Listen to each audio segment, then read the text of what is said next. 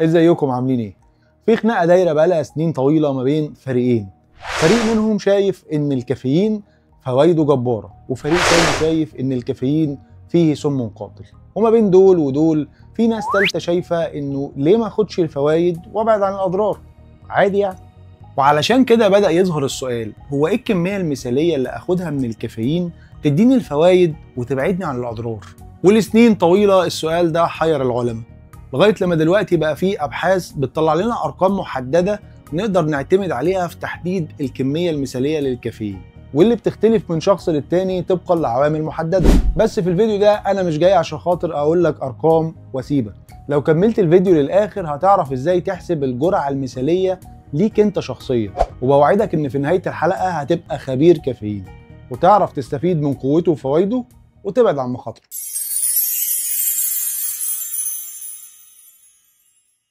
في البداية لو بتسأل عن الكمية المثالية للكافيين للشخص البالغ، فهيئة الغذاء والدواء الأمريكية ال FDA بتقول إن الكمية المثالية للشخص الصحيح البالغ هي 400 مللي جرام في اليوم. طب جبت الكلام ده منين يا FDA؟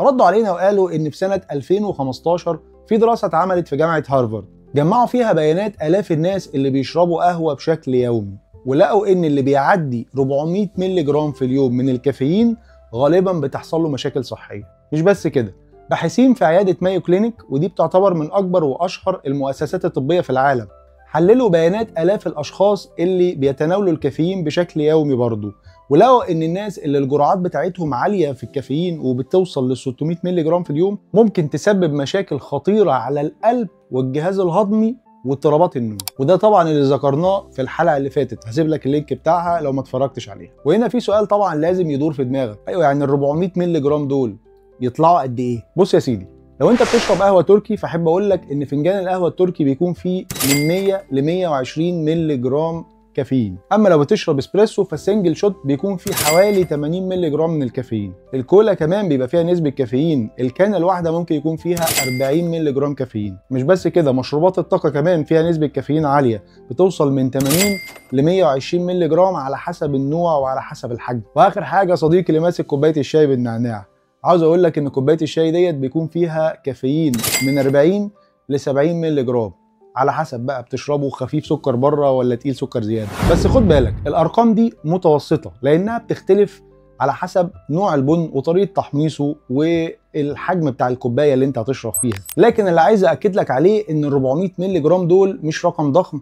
ال 400 مللي دول انت ممكن توصل لهم بسرعه جدا لو ما بتحسبش انت بتشرب قد ايه في اليوم. وده هينقلنا للسؤال الاهم، هل ال 400 مللي جرام دول ينفعوا لكل الناس؟ الاجابه باختصار هي لا. الجرعه اللي تنفعك ممكن تكون ما تنفعش غيرك. الكافيين زي البصمه، كل واحد فينا ليه بصمته الخاصه، علشان كده هنقسم الموضوع لحالات او لشرايح، وهنطرح مع بعض الاسئله واجاباتها هي اللي هتخليك تقدر تحدد الكميه المثاليه ليك انت. لكن حابب افكرك الاول انك لو لسه ما اشتركتش في القناه فالاشتراك حاليا مجانا، انزل اشترك، ولو الفيديو عجبك اعمل لايك وتعالى نكمل الحكايه. تفتكر الكافيين تاثيره على الشباب والمراهقين هيبقى هو نفس تاثيره على كبار السن؟ معظمنا ما يعرفش ان الهيئه الامريكيه لطب الاطفال بتنصح المراهقين بعدم شرب مشروبات الطاقه، وده لانها ممكن تسبب لهم مشاكل في القلب والاعصاب.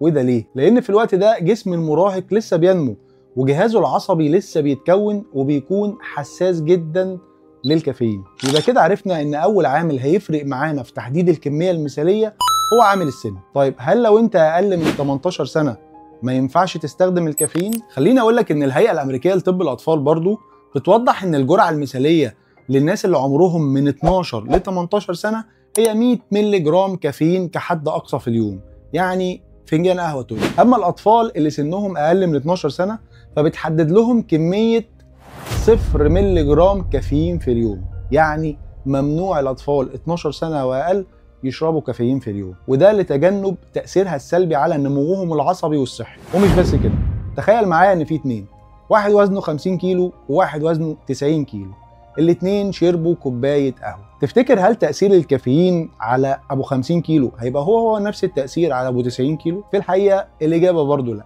طيب ليه؟ العلماء في الجمعيه الدوليه للتغذيه الرياضيه والمشهوره اختصارا ب ISSN عملوا تجارب على عدد كبير من الرياضيين والناس العاديين، ولقوا ان الجرعه المثاليه للكافيين بتكون في حدود من 3 ل 6 مللي جرام لكل كيلو من وزنك. يعني لو وزنك مثلا 70 كيلو، فالكميه المناسبه بالنسبه لك ممكن تكون من 200 ل 400 مللي جرام في اليوم. وفي دراسه برضو اتنشرت من جامعه هارفارد بتاكد نفس المعلومه. اذا الوزن عنصر اساسي في تحديد الكميه المثاليه من الكافيين في اليوم. وفي دراسه تانية اتعملت من نفس الجامعه لقوا فيها بقى مفاجاه ما كانوش يتوقعوها. في الدراسه دي قارنوا استجابه الكافيين في جسم الرجاله والستات، ولقوا ان الستات وخصوصا في فترات الحمل او مع استخدام حبوب منع الحمل جسمهم بيمتص الكافيين بشكل ابطأ بكتير من الرجاله. وده معناه ان فنجان القهوه اللي ممكن يعدي عند الراجل عادي كده وما يحسش بيه ممكن يأثر جدا على الست والفترة طويلة. يعني كده الجنس كمان طلع عامل مهم جدا في تحديد الكمية المثالية